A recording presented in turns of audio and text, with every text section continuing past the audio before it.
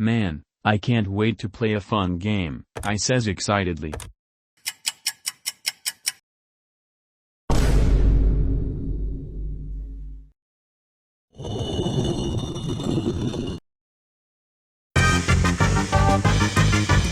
Queue up a game of Pokemon TCG Pocket and run into the sweatiest beings known to mankind. If only there was an alternative that was fun and luck based. Oh wait, there is. This is Godfield.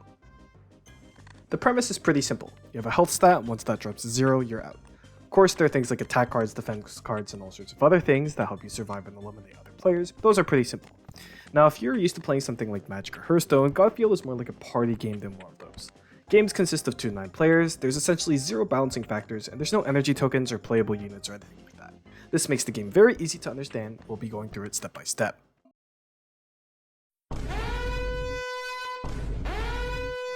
I feel like I need to bring up the 3 stats in the game, those being health, mana, and money. These will be explained more as the game goes on, since mana and money are far more situational than health is. All you need to know is that if your health drops to 0, it's not good. The things on your screen are cards, but they don't really have to be cards, they're just actions you can play. I talk about them more in detail, but here are some things about cards since the game kind of revolves around them. By going to the Bible, which is what I'm looking at here, you can see what every card in the game does. If I don't bring a specific card up, you can usually just look what it is up yourself. Now regarding gameplay, for every card you play, you also draw a card. This is important for strategy since you don't need to worry about your hand size when it comes to playing cards, unlike other card games. One of these exceptions is discarding cards. I'll bring this up a bit more later, but essentially you can get rid of cards. This is usually because you can only have so many cards in your hand, and trying to draw more will result in the game getting rid of cards for you in order to make space for new ones, which you might not want. Weapons and armor are the most common cards you'll find, the most common to play. They're pretty simple. For weapons, if it says attack, it's a weapon. The number is how much damage you're going to do. For example, the direct smash axe does 12 damage, and this wonder sword does 10.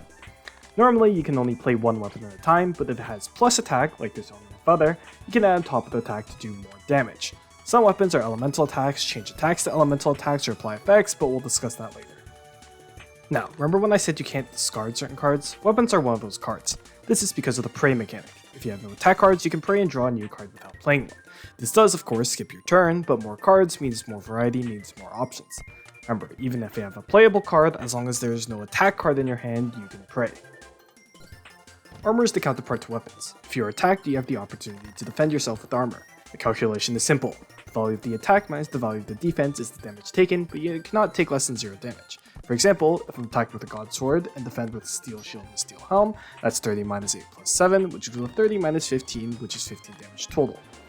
As you saw, you can play multiple defense cards in one go. This means you can over-defend, but you won't heal if you over-defend, you just take 0 damage. Additionally, there are a few weapons and defenses that have special effects. For example, Bouncing Blade bounces an attack, which means it will redirect to someone random. This includes yourself, and if you redirect an attack to yourself, you cannot defend it. Reflect reflects the attack, but it also gives your opponent the opportunity to defend said attack. Some cards also have both attack and defense, which just means they can be played as either an attack or defense card.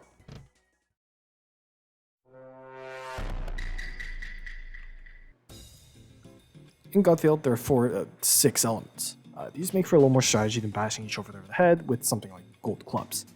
Now, Godfield has an elements explanation in his Bible, but it's kind of vast, so I'll go over it.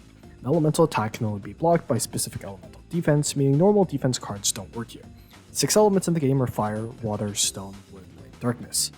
So logic kind of applies here. Fire attacks can only be blocked by water defense, and vice versa. And then wood attacks can be blocked by stone, which I guess kind of makes sense. And then stone attacks are blocked by wood. Yeah, I'm sure this is logical. Anyway, light attacks cannot be blocked. Light defense will block any elemental attack except for light attacks. Darkness attacks are a little special. They can be blocked by anything, including normal defense cards, but the catch is that if you take any damage, you will instantly die. This means if you have no defense, something like the Pricker will hit you with 1 damage, it'll prick your ass, and then you will fall over and die. Note that elemental defense can be played against normal attacks. Additionally, you can mix elemental attacks, but this will cause the element to cancel out as a normal attack, meaning it can be blocked by anything. The exception to this is light. If you mix something with a light element, it will count as the same element, so if I play a fire card and a light card, it will still count as a fire attack. On that note, miracles are pretty relevant here. Miracles are simply actions that consume mana. Most of them are attacks, but sometimes they'll be actions like curing status effects or giving yourself money. One last thing to know about miracles is that every time you play a miracle, that miracle will stay in your hand. You can play it over and over again as long as you have the mana to play it, and each time you play one, a new card will go into your hand. In this fashion, you can collect an infinite amount of cards, or, well, the maximum amount you're allowed to have. Now, there are these cards that have a number with a percentage sign following them. I thought it'd be relevant here since a lot of the attacking miracles have percentages.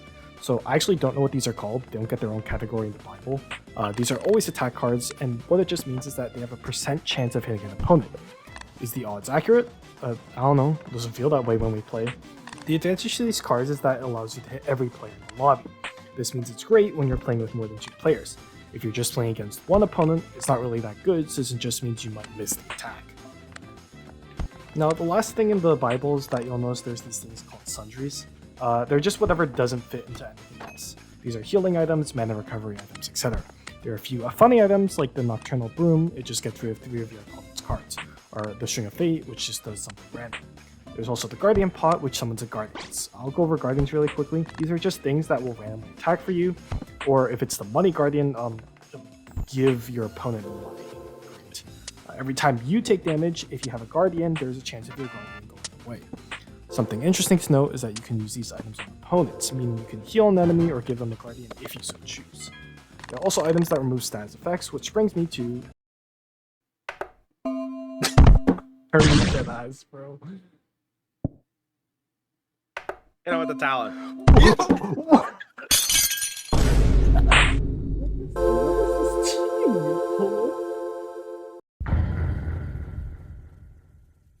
There are a few status effects in the game that can drastically change how things go, and I'll be going over them one by one. The first is Flash. It just makes it so that you can only use one defensive card at a time. Dark Cloud makes it so that % attacks are guaranteed to hit. Fog makes it so you can't see your opponent's stats, and if they use any non-attacking move, like a healing item or a Guardian, you will not know what that item was.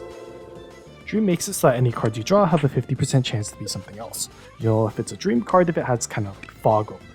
However, items will always be in the same category. Attack cards will always be attack cards, defense cards will be defense cards, and sundry cards will be sundry cards. Now, Cold, Fever, Hell, and Heaven are sort of related. They're all sort of in the same category.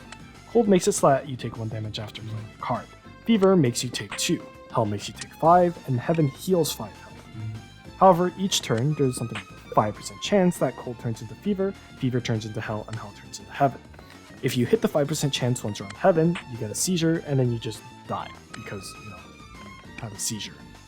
Now, these are the only status effects that have an effect if you play them twice in a row. So if someone has a Cold, and you hit them with Cold again, it will forcibly progress the stat into Fever.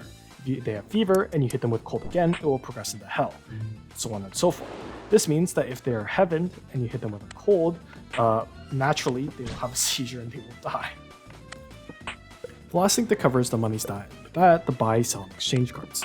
Now, money is just that, money. It doesn't really do much, it just lets you know you're broke because you start every game with $20 to your name. Now, the buy, sell, and exchange cards can either be the most useful or most infuriating cards you will ever get. If you look at any card in the game, you'll see a number next to it. That is the card's value. You can use buy to potentially buy a card for the enemy for the amount of money it costs. Buying a card also means they will permanently lose that card and it will not be replaced. This means you can buy out an entire opponent's hand should you have the money and they will have no cards left to play. Also, you can use the buy card to scout, since you have the option to not buy a card if you don't like it. This just lets you see what your opponent has. Now, exchange lets you move your stats around. You convert health into mana, mana into money, money into health, anything. So this means if you're super rich, but you're about to die, you can just convert your funds into health and you'll now be immortal. I left the most interesting card for last, the sell card. You can force your opponent to accept one of your cards for its value. But what if they're broke? What if they have no money? If that's the case, mana will be used as currency, and they will lose mana equivalent to the value, and you will still get money. So if my opponent has no dollars but 10 mana, and I just sold them a card for $10, they will lose 10 mana and I will get $10. If they have no mana, health will be used instead. This means that technically speaking, you can kill someone by selling them enough things. This definitely is.